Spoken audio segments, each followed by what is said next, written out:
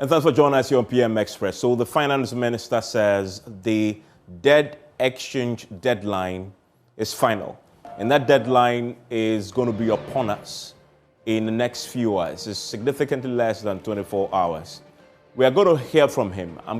Many people may have missed his address to the nation, which was delivered at 7 p.m. I'm going to play that in full. It's pretty short, but I'm going to play it in full for you.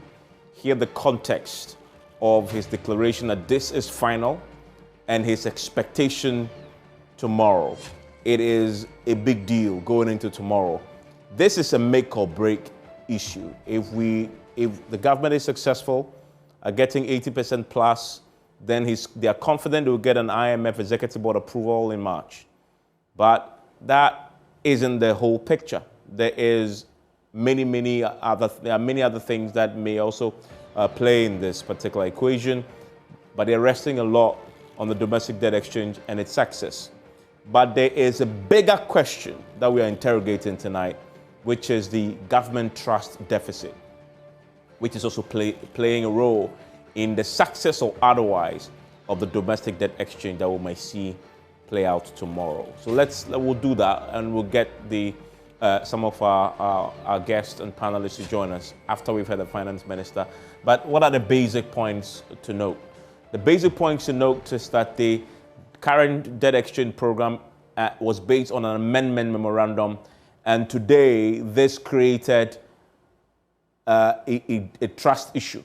This particular thing you see behind me created a significant trust issue when the debt exchange memo made the point that if you were holding on to bonds which were maturing before the closure of the debt exchange program, government was saying they were not going to pay the interest and they won't pay the principal as well. As a result of which today, bonds that matured today have not been paid. So government had defaulted on the interest and also on the principal for many people who were holding on to bonds amounting to more than 4 billion cedis. Government today defaulted. Now that got a lot of people panicking, but also created this big problem, the government trust deficit. That is really the major issue preventing government from achieving its success for the domestic debt exchange program. This trust deficit is a major issue. Many people simply have lost trust in the government to keep its word on many things they've said. And so, as the deadline approaches, about 50 bondholders went to the Ministry of Finance to demonstrate. These are pensioners who are holding on to bonds who say they want to be exempted. Why? Although the finance minister had said last week that he will not punish anyone who chooses to opt out of the voluntary debt exchange program, and that they would honor the obligations as they fall due, they felt they still had to go to the finance ministry to demonstrate, to picket. Why? Because they don't trust that the finance minister and the government will keep its word to pay them when their coupons are due. That is really at the heart of the problem. And if government fail to address that trust deficit, it is going to be tough going forward. But that's what we're going to be discussing today with the guests who are joining me. There's a phrase that the finance minister is now holding on to today, help me so I can help you. But if you even look at the construction of that phrase, help me so I can help you, the focus is on the citizens helping the government. So in other words, help me so I can help you. The government's help is dependent on the citizens helping first. But many have argued in this whole conversation that the government must first show the way. They must live by example, and they must show first that they are helping the citizens, and then the citizens will respond to that, right? So that is really at the heart of the conversation. That's why we're going to be discussing this trust deficit in getting a successful debt exchange program. And as we know today, the Individual Bondholders Association of Ghana haven't been happy at all at the finance minister for failing to honor bonds and that had matured today and pay them as they've been due, and they've accused him of, in essence, abusing his office in this particular issue. This is something that the finance minister emphasized tonight. Again, it's the new deal on the table. And as far as it's concerned, it is the best deal on the table. And he cannot go beyond what he's already put on the table. 10% if you have 59 years and below for 5 years, and 15% coupon if you are 59 years and above. He says, no, he can't do anything. It was a very, very touching exchange between a female pensioner holding onto a bond and the finance minister. It was a pretty touching exchange there. The finance minister stood his ground and says, I've heard you, I've done everything I could to assist you, there's no more I can do, as far as that is concerned. But with all the changes that has happened, from 137 billion that the government was hoping to save with this particular debt exchange is dwindled to 130. So there is some 7 billion that has been knocked off as a result of the concessions government has made. When we return from the break, I will play for you the entire address by the finance minister. Then I'll hear from my guests. Stay with me.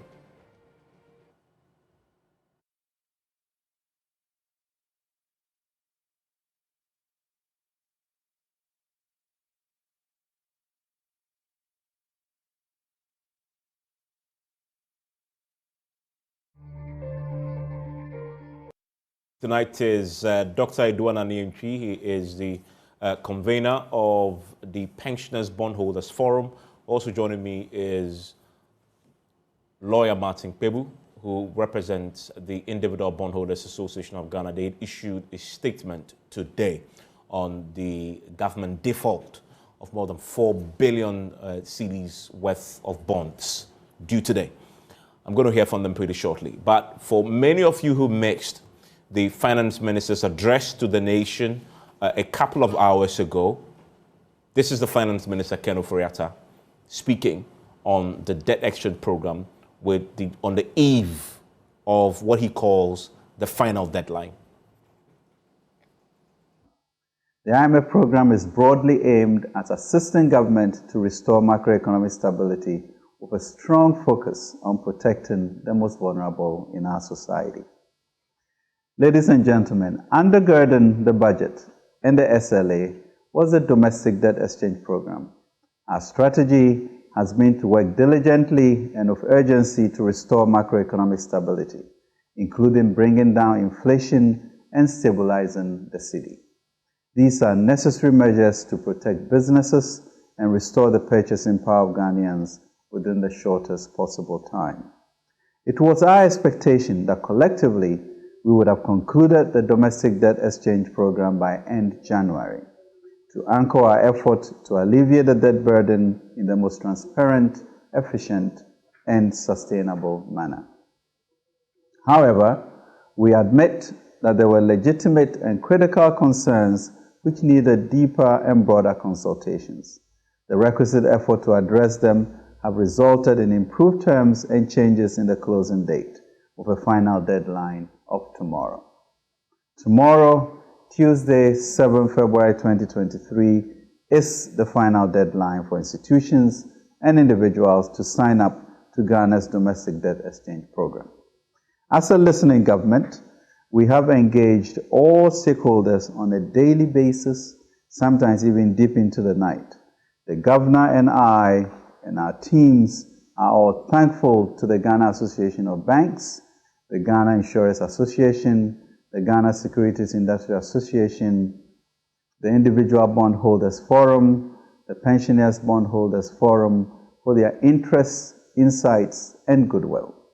Today, I'm here to provide an update of where we are and to, once again, encourage the full support of all individuals and institutional bondholders. Distinguished ladies and gentlemen, in December 2022, we invited all holders of Ghana's bonds to volunteer to exchange their holdings for new bonds whose terms are compatible with our desired downward debt trajectory. This invitation was within the context that for Ghana to reach the required debt sustainability threshold of debt to GDP of 55%, it was important to review the interest rates and maturities of the existing bonds. Having listened to and acknowledged emerging concerns, we have recalibrated the framework of the DDEP with the following constituting the terms of the improved and enhanced offer. 1. All individual bondholders who are below the age of 59 years, Category A, are being offered instruments with a maximum maturity of 5 years instead of 15 years and a 10% coupon rate.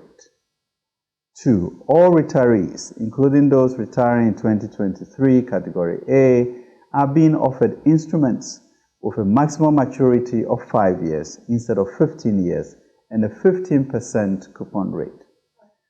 All retirees, including those retiring in 2023, Category B, are being offered instruments with a maximum maturity of 5 years instead of 15 years and a 15% coupon rate.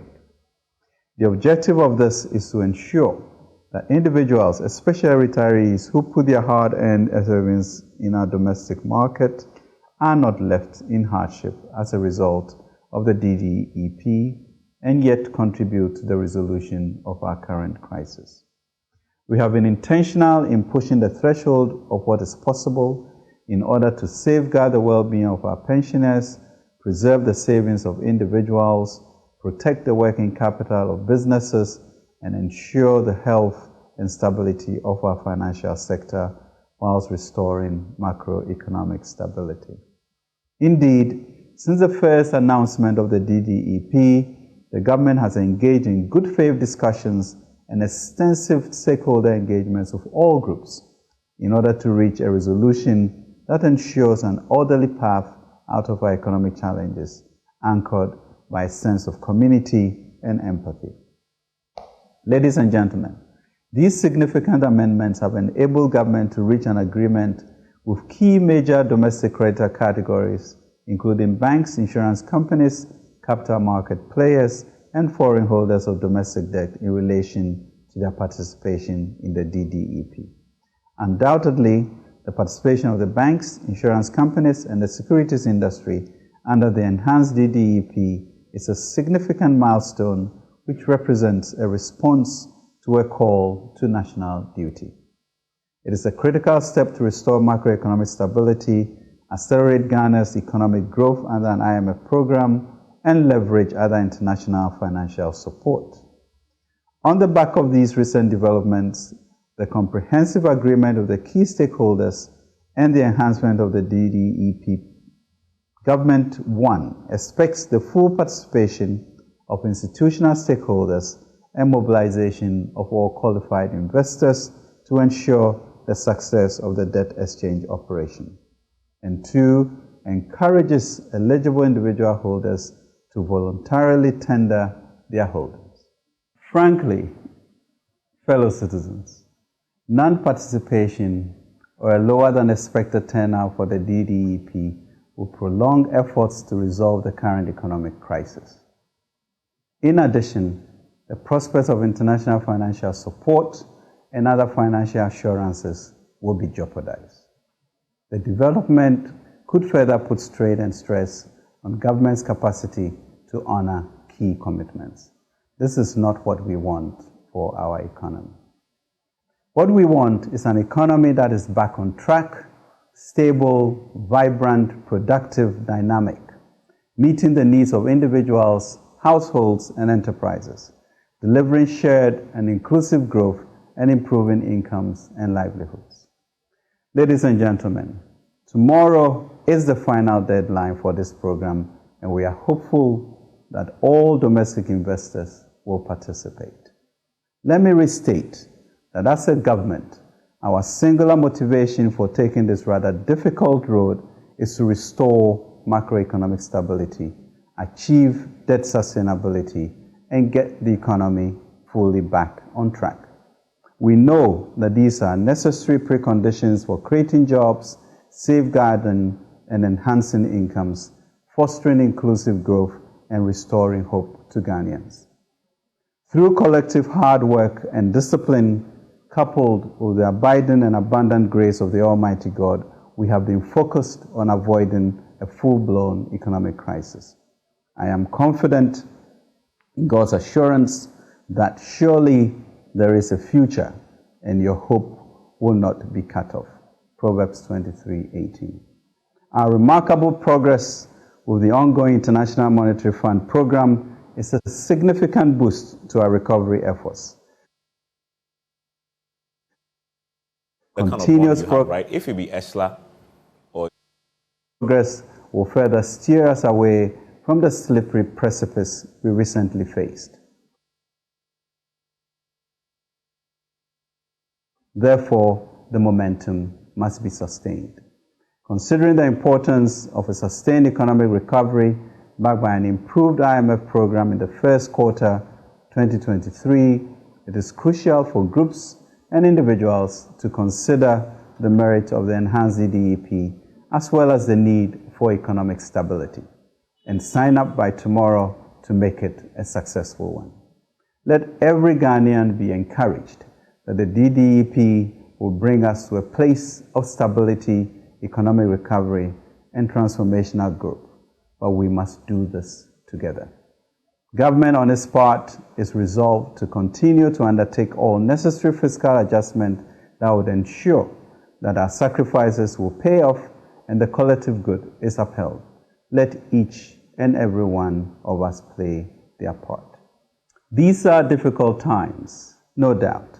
But if we hold on together, we can, and we will emerge from this more resilient and more united than before. Then we shall, together, continue rebuilding our economy again and enable businesses to thrive again and bring back hope and cheer to our homes again.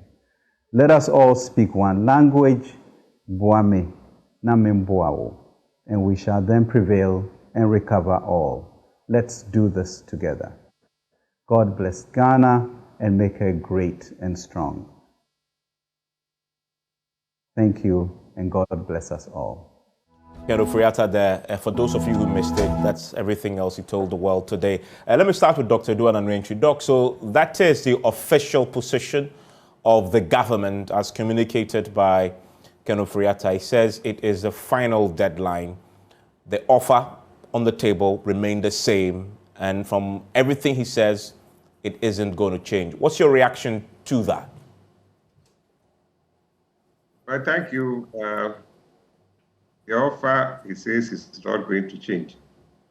But that doesn't mean everybody must come under that offer. So for us, we are not saying you should change the terms of the offer. We're only saying that we should be exempted from the offer. Yeah, and today you went there, you met him personally, he addressed you, and there was a very strong exchange that ensued, a very, very, passionate exchange from one of your members who told him that she doesn't want to become a burden on Ken, the finance minister. He doesn't want to become a burden on his children, on her children, but want to become a burden on herself. In the midst of that and looking that woman in the eyes, the finance minister still makes the point that the offer on the table is still the best. It is obvious now, Dr. Anwentwi, that you're not going to get the exemption that you're asking for. I know you've said that you are going to be picketing at the finance ministry an hour every day, but it's clear that nothing's going to change. You haven't accepted that reality yet? No. Anything is possible. So we continue to converge there until we get the exemption. Okay. Martin Kpebu, you've now listened to the finance minister. I know you've also read the actual text. Your reaction? Martin, please unmute for me.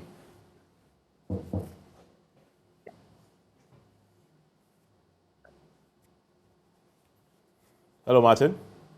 Yeah. Sorry, I can't hear you. Try again. Oh, okay. But try to see if you can unmute again for me because I can't hear you at all. Although I can see you very clearly. Okay, we'll try and fix that and get Martin back in. But with me in the studio, it's Senor Hosi. Senor, So that's where we are. Final deadline. Finance Minister is hopeful that tomorrow everybody else will sign on because it says the economy, our economic future relies on this. Your reaction to all that? Like I have always maintained, I don't object to the entire need or principle of a DD. Our only objection is the inclusion of individuals and households in this entire mix. So that also includes collective investment schemes. That we do not support because that will be counterproductive to the recovery of the economy. It will help solve one problem, but create for generations yet unborn even a bigger problem. And more importantly, while this is a relevant feature in the solution, it's not the only feature. The bigger elephant in the room that I think the minister has not really addressed well enough is the fiscal readjustments that he himself alluded to. I'm getting fatigued about that because clearly they're not going to do anything about it. How can you be crying more than the bereaved? Then when it happens like everybody had told them. You can only suggest this honesty in the representation that we are in a crisis and we are likely going to crash. How come is that the government itself is not scared about the situation that we are in? Because if you're really that scared about it, I think that you'll be leading the way, giving the right example. But I'm not seeing that. Maybe they have a different strategy. I don't find this strategy optimal. I don't find it responsible. But I must commend the minister, like I did in the morning.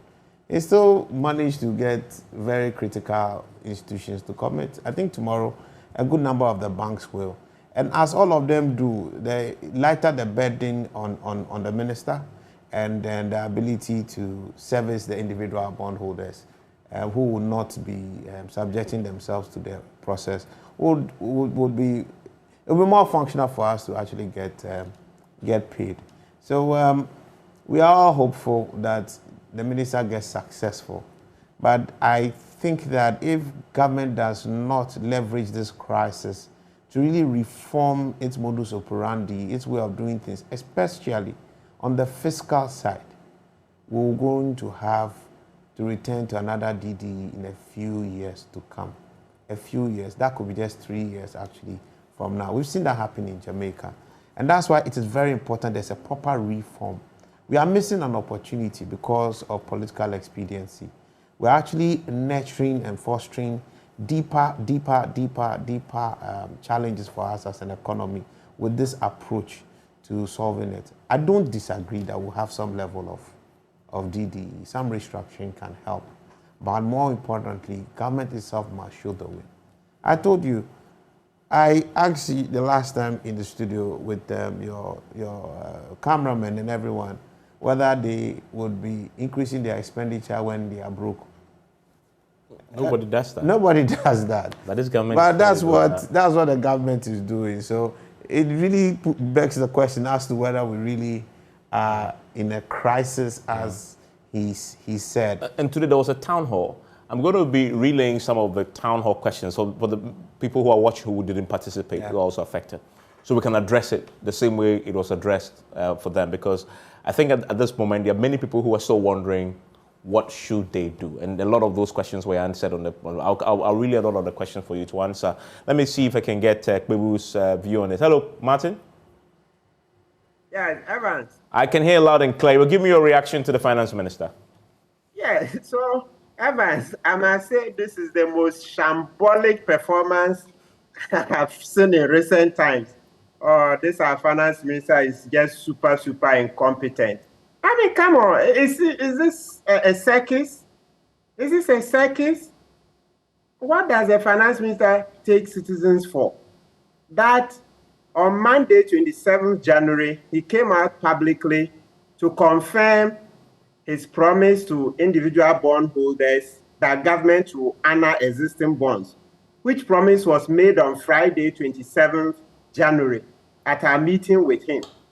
So after confirming this on Monday, 30th, then Friday, 3rd February, he slots in a U10 in the info memo or the exchange memorandum. This is so shambolic. He just makes governance, his ridiculed governance. We've sat so low. Is that how you lead a country? That you are scaremongering? You spook people, okay? You stampede them to come and sign up your debt exchange. A debt exchange that is dead on arrival. Oh, Oforiatta has, no, it doesn't cease to amaze me. No. It's a shame. It's a shame. This governance, yeah. Come on. No.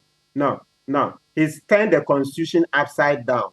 So much disrespect for citizens. So much disrespect. This arrogance must stop. I mean, is it a child's play? You come out and make a statement. Look, that I can't even think about defaulting. I can't say government will not pay you. I cannot even say that. On a Friday evening, Friday 27th, repeated on Monday 30th, publicly. Then, just 4 days down the line, Friday 3rd February, you're doing a U10. Evans, that U10 was so sharp that when we first saw the exchange memo, we thought it was fake. Others, even on our platform, said that, oh, it's just a draft. So Saturday, we weren't even giving it much attention. It was Sunday that it began to look serious because it had appeared on the Securities Depository CDS, their website of the Bank of Ghana, that website. Then it looked like it was genuine. So his way of communication is so shambolic. He's caused so much distrust. Maybe it's the money he's made that's gone into his head. The money of Oforiatta is made from our bonds. It's gone into his head that he can treat us with such contempt, treat citizens with such contempt. I don't blame him. We'll blame ourselves. Our crime is that we voted for them. You come into office, make hundreds of millions from these very bonds that today have created this problem. And then you are treating citizens so shambolically. It's not just disrespect, Evans. You know very well, Evans, that he's toying with citizens' livelihood. Contrary to Article 36 Clause 1. 36 Clause 1 says that government in developing should protect livelihoods. Protect livelihoods. Evans, you know very well that this money we are talking about, the bonds, they are not freebies. These are people's hard-earned currency, people's hard-earned money. They lend it to government. It's time to pay. You promise heaven and earth, I will pay. I can't even think about a default. Then just 4 days later, you go and put it in a document that is not even compulsory to read, the info memo. Oh, come on. I think Oforiatta needs to apologize. The president must sack him right away. You are referring the president must just sack Oforiatta right away. This disrespect, this killing of human beings is not good. People are getting palpitations, Evan. People are getting palpitations. People can't sleep. Ask Senor. People can't sleep. They are calling you midnight, 1 a.m., 2 a.m., 3 a.m. How can Oforiatta treat us like this? So I'm sure you're referring to the coupons and the principals that were due today that were not paid. That's correct. Yeah, and the explanation had been that because the debt exchange program is not done yet, government could not have honored that until that is closed. Is that your understanding of it? No, Evan, Senor has been saying that unless Senor says so. I've been very clear that what prevented Oforiatta from coming to speak to us.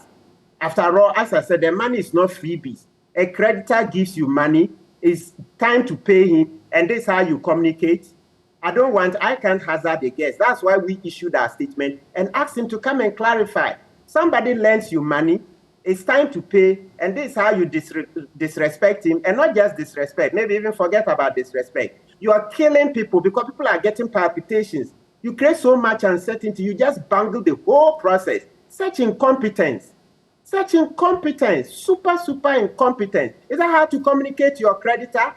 Evans, you borrow money from somebody and you treat him like this, you kill him, you kill the person, payday comes, you don't tell him anything. You don't tell him anything. Martin, stay with me. I'm just curious to check with Dr. Edward Renchi. Doc, any of your members been affected by today's default? Well, I don't have the facts. It's possible some people are holding bonds that are maturing today. You are an expert in this field. You've been a head of SEC before. Is that a default in the true sense of the word? Well, ordinarily, if the coupon is supposed to be paid today and you don't pay, it amounts to default. However, given what the government is going through and the delays in the closure of the invitation, if this invitation has been closed earlier on, then you would know which bonds will still be outstanding, which needed to be financed or refunded or repaid on the 6th. But since they have not been able to sort things out, you wouldn't know which of the bonds maturing today has been tendered in for the exchange. So until you get what has been tendered in for the exchange, you can't determine what you should pay and therefore go ahead to pay. Now, the big clarity that we need. So do you understand the finance minister or the ministry or the government to be saying, without actually saying it in plain language, that once the DDE closes and the settlement is done, those bonds that were due today that they couldn't honor, those that did not tender, they will make good on those? Yes, that is their obligation to undertake. Okay. Once you are able to determine which ones has not, as we sit now, government is unable to determine which of the bonds have been tendered and which have not been, will not be tendered. And of course, the closing date also hasn't come. So until tomorrow comes 4 o'clock and the people who are working on the documents are able to come out to say SYZ bonds were not tendered in and they continue to be outstanding, it's those bonds that government must make sure it pays. Okay, so that is, I guess, the big question. Why isn't the finance minister making that plain to those who were due to be paid today? That I want to wait when the closure. I mean, in the DD amended document, the legal term was that if it was before, then you're not going to be paying the principal and the capital and the coupon. But post settlement, would they be paid? Do we have that setting? That I think goes without saying, because that's the defined practice that this industry works with. Your obligations mature. So on the issue about whether it's a default or not, we don't think it's a default. There's no legal breach, at this moment. But I agree with Martin when he talks about communication. That the minister hasn't done well or done good by its creditors. But you can also understand why. He's also enjoying the uncertainty or the doubt to encourage people to want to tender in. He has actually spoken about what happens when if you're going to tender those bonds. The bonds that mature today are part of the eligible bonds. If you pay them off today, they don't exist. If it's for maturity. If for coupon, it means that the capitalized interest that you expected to have rolled into the DD will not be there. It's not a prudent thing. So government's action operationally makes sense. Secondly, you also have another situation with the mechanism for even paying. Government does not look at your face Evans to pay you. It takes the total outstanding bonds and pays. Now, you know that a part of it is going to flow in. You can't tell which one will not be joining the DD or not. So rightly, like Dr. Anani Entry said, you have to wait for the settlement and identify it. So that is operationally what will be done. I mean, whether you have a good intent or a bad intent, that is exactly what will be done. Now, for those who tender in, it's clear. What about those who don't tender in? Their obligations now become rife, and the government has an obligation to pay them.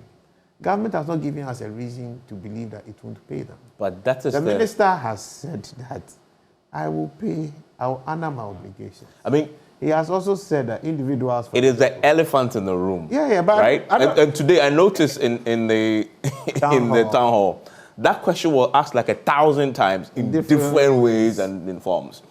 It all comes down to, do you trust Ken Ofori-Atta and this government to pay when it's due? If you don't trust them, then there's no business even trying to take any of the new bonds. Because your legal options with the old bonds are more potent than your legal options with the new bonds. In what? Explain. So the new bonds, it's like you actually giving me a loan and taking my car as collateral. Then I'm struggling with paying. I say, let's change the payment. Maybe I was supposed to pay you as of last month. So I've come to you, I say, look, I can't finish paying. So let's move the payment to December. But with these new terms, the interest rate, I want you to reduce it. And I need you to give me my car back. You tell me, does that really make legal sense? If I default right now, will you be able to quickly get the car and go and sell and pay off? You can't. What government has done is very simple. It has taken immunity in the new contract. And that, for us as IBF, is a very defining factor. That's why the offer by government, we can't encourage anybody to even want to go and pick it up. One, government has moved its liabilities, obligations to us, the chunk of it, beyond its current term. That's no problem. Government is a continuum, right? Mm-hmm. Now, you also now take immunity, which will allow the next guy to come and breach it. And when they breach it, I can't do anything. They can also come and say, under the circumstances, let's roll it over to 2032, 2045.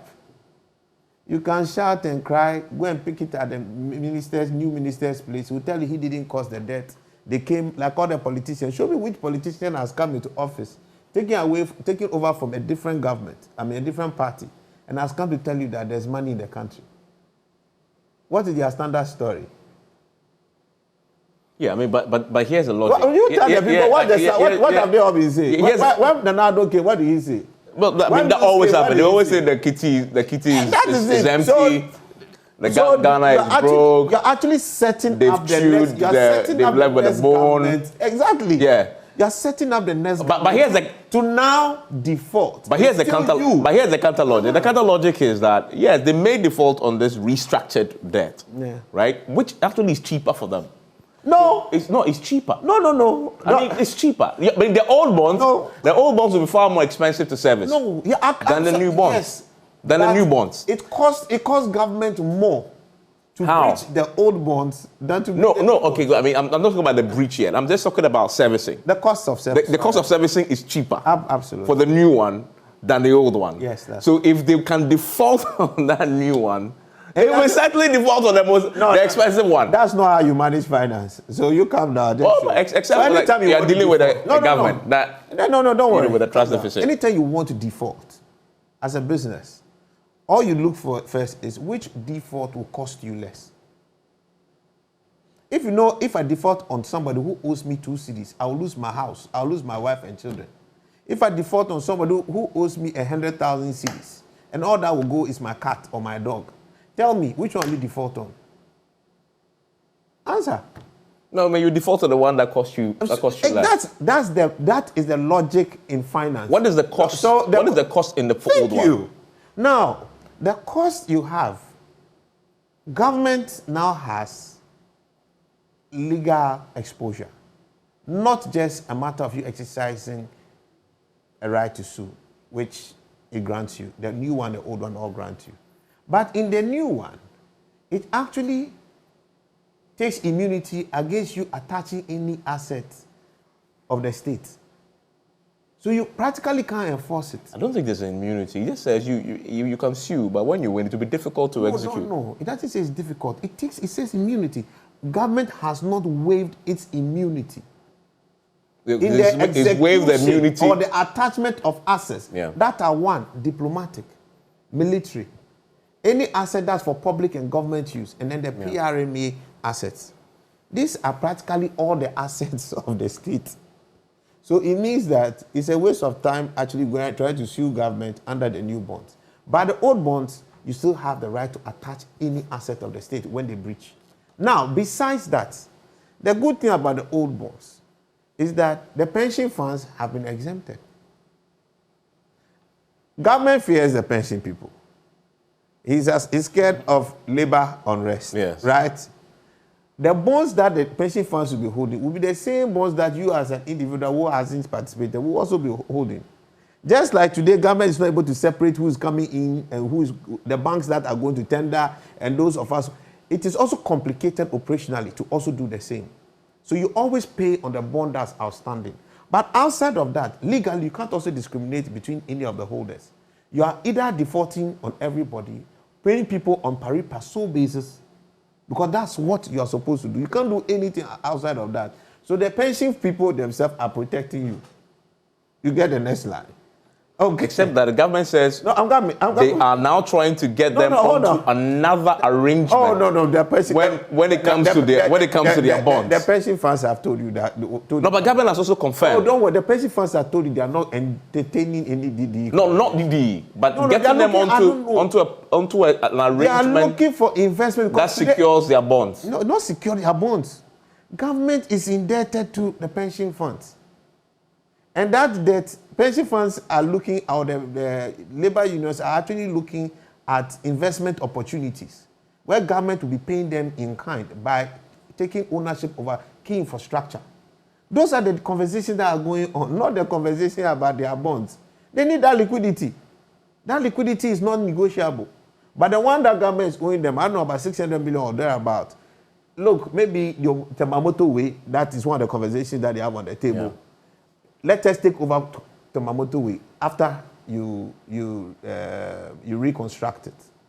And then we'll man the tools. They will manage the road. Then they can make the profits as their returns for the fund. As a matter of fact, some of the buildings that you see in Ghana, they are pension funds funded. Some of these high-rise buildings that you see, I'm not talking about SNIT, I'm talking about foreign pension funds. Some of the mines that you have in Ghana, they are partly funded by pension funds from other countries. So pension funds can actually go into projects like that. So if you owe me and you can't pay me the cash, since you have an asset, I could take it. If it's ECG, maybe I'll take over ECG. If it's Ghana Gas, I'll take over Ghana Gas. So that's the kind of conversation that they're having. So don't mix the two. So now you actually have both. Then the other problem with the old bonds is that also there's a cross-default provision. If government breaches up to $25 billion, immediately it has cross-defaulted on practically most of its exposure across its debt profile. And it will be obliged to pay immediately. All the creditors are coming after. No government wants that. So for the old bonds, it's a very safe zone for you as an individual. And I'm saying so for you as an individual because I actually believe that the minister actually needs support from the institutions to make these things somewhat work. The problem we have is that the minister has not led right. Not in his person, but as a government. The fiscal adjustments you would have expected to see, to send the right signal and even inspire people to really want to contribute their quota, has not been seen. God loved the world that he gave his only begotten son when it mattered the most to save man. What is government, the president, the minister, what are they giving up? You know, so when you ask that, then you just actually wonder who really loves the country here. Who are we calling on in a time like this as a call to action, a call to duty? That's where I see a big disconnect in a lot of the conversation that we are having. And we are going to pay for it, for what is happening. We are definitely going to pay for it. And if we don't start putting our feet down, and start asserting ourselves as citizens, the truth is we'll be back here. And those who would have created this mess will be somewhere in France, in London, in the US, with their children. Yeah, all right? Living all kinds of life, making phone calls and sending us Momo. Yes, while we sit here and struggle it out as Ghanaians. That's the painful bit in this entire speak. So the right things will have to be done. For us, we've advised that weighing all the options, the legal, the economics, even with an intent to want to even sacrifice something, there's so much uncertainty, legal weakness in the current structure. It doesn't make sense for you to subscribe to it as an individual. The institutions have regulators who can step in and use their muscle to compel governments to comply. For example, the banks. If governments want to play with this agreement, the central bank, being a major financier of the government, has mechanisms to arm twist any government at any point in time not to mess up with its members, which are the banks. Us, we have nobody. Absolutely nobody. And we've forgotten. It's you and your God. It's us and our God. So right now, we'd rather stay with us and the only Lord that we actually have. Thankfully, the minister has been open and honest about it. I am not going to he's going to honor his obligations to those which will be outstanding. The strategy is simple. Yeah. When you get a lot more people leave the old bonds, then the new bonds move into the new bonds. The people holding the old bonds who are individuals will be small enough for you to settle. So what the minister, I have told people, the minister has been on our side for a while now, but he's managing his optics. Yeah. Look at his language. When he issued the press statement, he said individual bond holders are free not to participate. I affirm your right to. But he did not talk about banks. He did not talk about insurance companies or the investment houses. Then today, look at 20I and 20II. It talks about other people participating, and it says for individual we encourage. The language is different. The minister is clear that we are the most vulnerable within the mix. And to the extent that it doesn't work for you, he can understand that you don't participate in this entire... Let me put something to... Martin, there is the elephant in the room which I mentioned earlier, the question of the trust deficit in all this, the equation, and the people's lack of faith and trust in the minister's own word. Do you understand why that is such a big problem going into tomorrow when the final deadline will be upon us? Yes, Evans. At least I think I understand it. Because of the chameleon-like posture. Today the minister is white. Tomorrow he's green. The next time he's yellow. Changing colors all the time. That's not governance. So I can understand why there's so much mistrust, or if you like, distrust, any of them. I can understand. He has toyed with our lives in a manner that is so despicable. We don't play. This is not the time to be playing games and putting cues in some statements here and there. No. What is wrong? The whole nation has come to accept that, look, we can cut expenditure in the budget. When we went to see him, he called a meeting. He considered a technical committee. Senior was on it. Dr. Eduan Anienchi was on it. I was in there. His technical people, Mr. Akes, Dr. Alassane, and the rest. We came out with a report, and he said, bravo, this is a document that we should all commit to.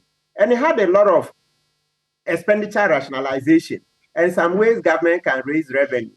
So after commending this document and saying that, well, government will honor its obligations, why do you, in 4 days, now do this? This lack of communication, Evans, is killing. It's killing. It can never be excused. Sometimes I think about it that, okay, maybe it's because he's negotiating with others. But Evans, that shouldn't be right, because we've all already seen that no matter what he's negotiating with others, within our budget, we can cut down. We intend to spend about 227 billion this year.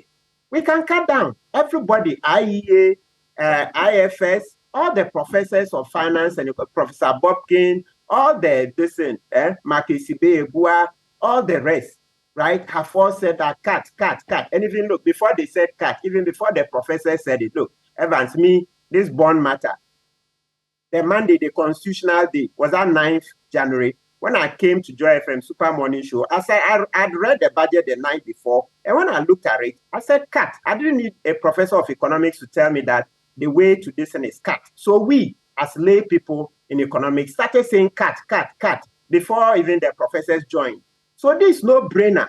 So he doesn't need to appear to be hedging his bets. Yeah, no. Martin, let me ask you that central question that many of your members have asked today. Your position still remains, don't sign up to the DDEP. Don't sign up. Now, I believe that is predicated on the assumption that the finance minister will honor his obligation to your members if they hold on to their old bonds and they fall due. Question is, do you trust the finance minister to keep that word?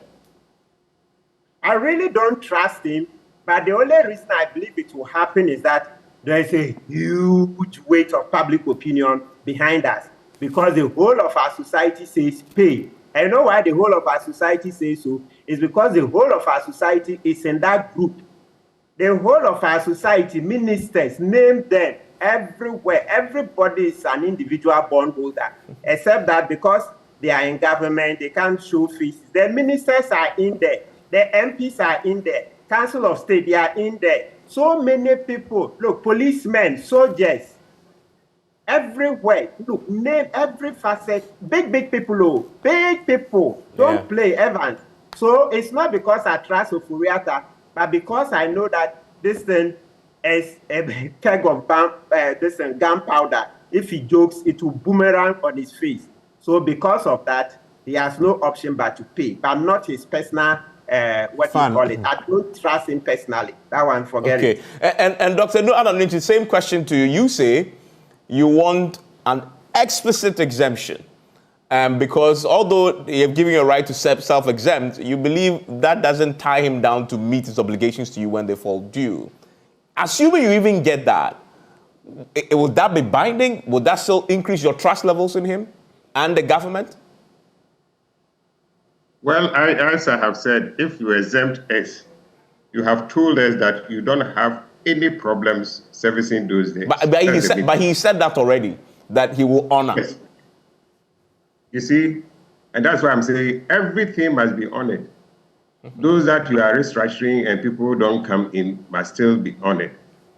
But the difference is that if you are exempted, then you have said for these days, you don't have any challenge whatsoever in honoring both principal and coupon. That is why you have taken it out of the bonds that you are restructuring.